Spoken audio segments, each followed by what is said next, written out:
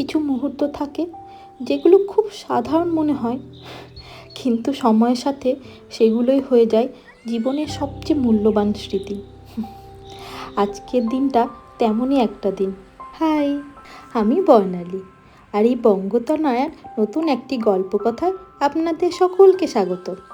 আশা করি আপনারা সকলে ভালো আছেন, সুস্থ আছেন, আর আমরাও মোটামুটি ভালোই আছি।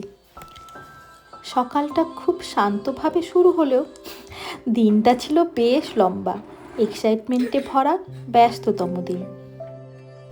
আজ আকাশের মনটা ভালো না থাকলেও আমার ছেলের আজ খুশির শেষ ছিল না। আজকে যে সে একসঙ্গে একগুচ্ছ বন্ধুর সঙ্গে অনেক মজা করবে, আর আমি বরাবরের মতো শেষ মুহূর্তে আমার রেডি হওয়ার ব্যবস্থা করছি। কি যে করি না, এই প্যান্টটা প্রায় 1 বছর আগে কেনা, বছরখানেক আগে যখন ইন্ডিয়া গিয়েছিলাম তখন কেনা হয়েছিল, আর জামাটা 6 মাস আগে বান্ধবী দিয়েছিল। পরার তাগিদ না থাকায় এতদিন ধরে পরেই ছিল।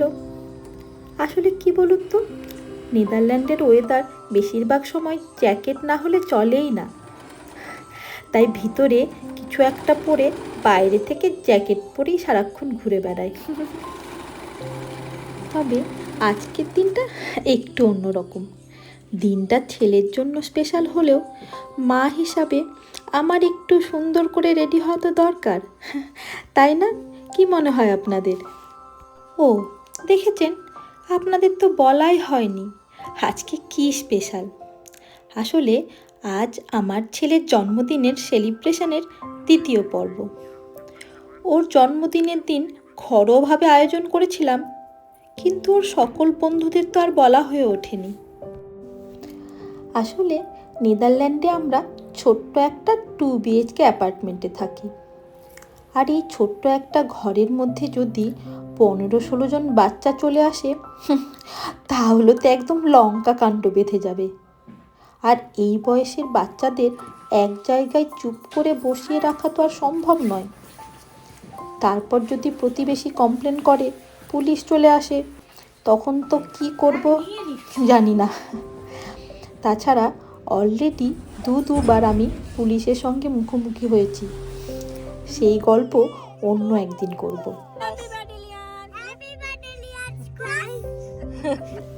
তো আমরা তাড়াতাড়ি একটু সেদ্ধ ভাত খেয়ে রেডি হয়ে বেরিয়ে পড়লাম। আমাদের একটি বন্ধু এসেছিল আমাদের পিক করতে। আসলে এই সময় সায়ন কোম্পানি চেঞ্জ করেছিল, আর তখনও পর্যন্ত ও ডিসাইড করে ওঠেনি কোম্পানি থেকে কোন গাড়িটা নেবে। এই যে পৌঁছে গেছি। এটা হচ্ছে একটা বাচ্চাদের প্লে এরিয়া। আসলে নেদারল্যান্ডে এই ধরনের অনেক প্লে জোন আছে, যেখানে বাচ্চাদের খেলার জন্য সব মজার জিনিস থাকে।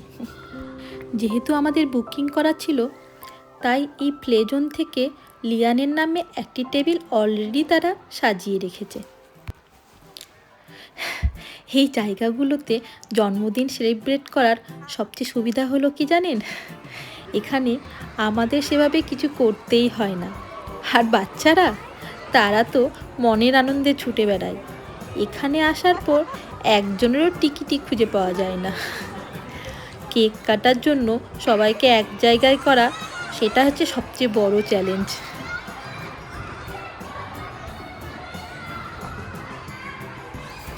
ওই যে দেখুন কেমন দৌড়চ্ছে। দূর থেকে ওকে দেখি আর ভাবি, এই তো সেদিন জন্মালো, এর মধ্যেই কত বড় হয়ে গেল। মনেই হয় না কিভাবে সময়টা কেটে গেছে।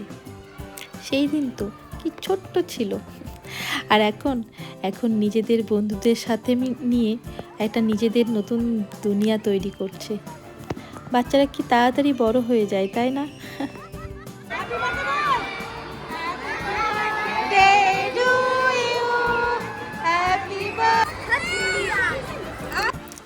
বাচ্চাদের এই হাসিগুলো, এই দৌড়ঝাঁপ, এই ছোট ছোট আনন্দ, এগুলোই আসলে ছোটোবেলার সবচেয়ে সুন্দর অংশ।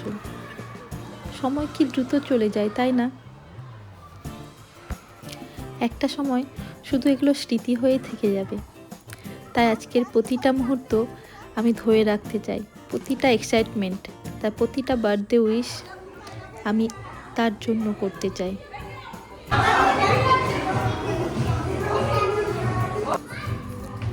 কারণ আমার কাছে জীবন শেষ পর্যন্ত বড় বড় অ্যাচিভমেন্টের গল্প না, জীবন আসলে এমন ছোট ছোট সুন্দর দিনের গল্পের একটি মালা। তাই আজকের দিনের এই সেলিব্রেশনটা শুধু একটা তার বার্থডে সেলিব্রেশন নয়, এটা আজকে ভালোবাসা, পরিবার, বন্ধুত্ব আর ওর বড় হয়ে ওঠার একটা সম্পূর্ণ সেলিব্রেশন। হ্যাপি বার্থডে আমার ছোট্ট সোনা, আশা করি তুই সারা জীবন এইভাবে হাসি খুশি থাকবি।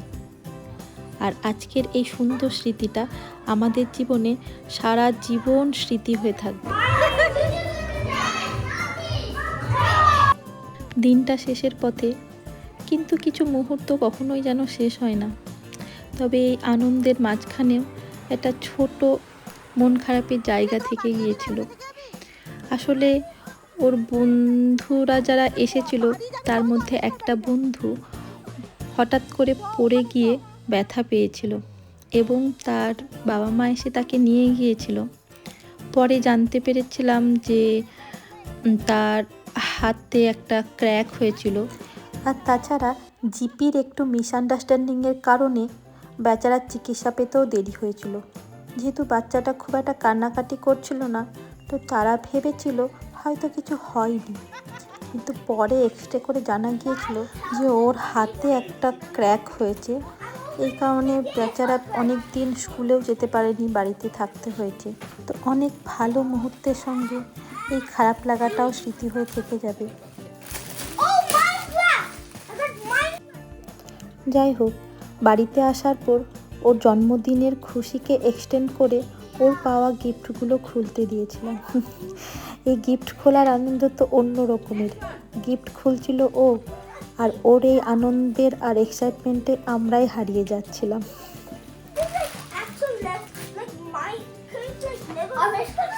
তো আমাদের সঙ্গে সঙ্গে আপনারাও ও গিফট খোলার আনন্দের আনন্দ নিন।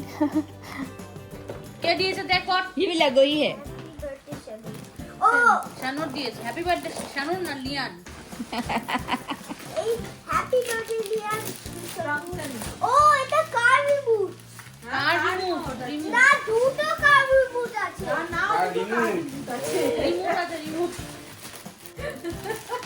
ও এটা রকেট রিমোট क्या हुआ रॉकेट ट्रक रिमोट ट्रक আর তুই জানো উজান এইটা আছে আচ্ছা উজানের আছে আচ্ছা I don't know what with the do it ও সেটা ওই মরে গেল এই যে মরে গেল মরে গেল मतलब এই সেটা मरे गल मतलब देखम जाना ओ मरे गल को वो मॉल लगा दिया उधर पर अच्छा सालन जो चोट लगा था वो बोल रहा है अरे बाप रे मरे गल मतलब কি हाँ প্লাস্টিকে কি আছে ও অনলাইনে অর্ডার করেছিল ভুলে নি আর দেখা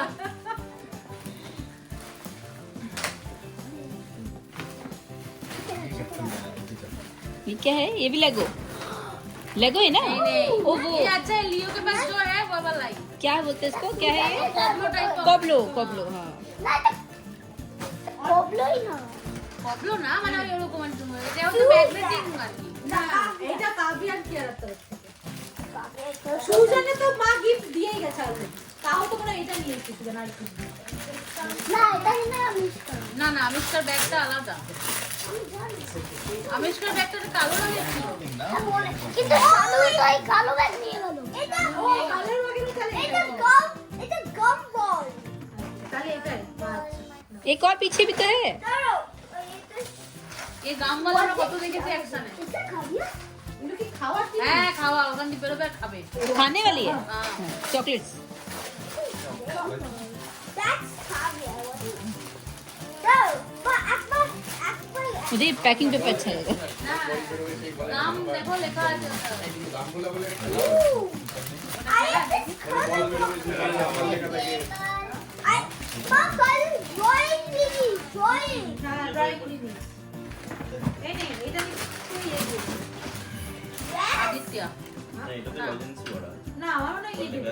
ওই কি বলে বিপাশা, I think। বিপাশা এতে গেছিল না। That's a oh, cat. ক্র্যাকও আছে ওর জন্য। ইয়ে, দেখ, সনিক। Super Sonic. সনিকের একটা টি-শার্ট হয়েছে। Sonic speed. তোর কাছে আছে জুতো টি-শার্ট হয়েছে। Lego. Lego. Aita. Chocolate. I took a chocolate. The Lego technique. ওকে, অনেক লেগো হয়ে গেছে। পরে বছর এসে বানাবি সবাই মিলে। Lego chocolate. এবার খাও, এবার তোমরা তোমাদের কাজ করো। আরো গিফট তো আগেই পেয়ে গেছি। এই যে আমি শান্তি দিয়েছিল যে আমার ড্রেসটার সঙ্গে ব্যাট বল। আমি স্মার্ট ওয়াচ দিয়েছিলাম।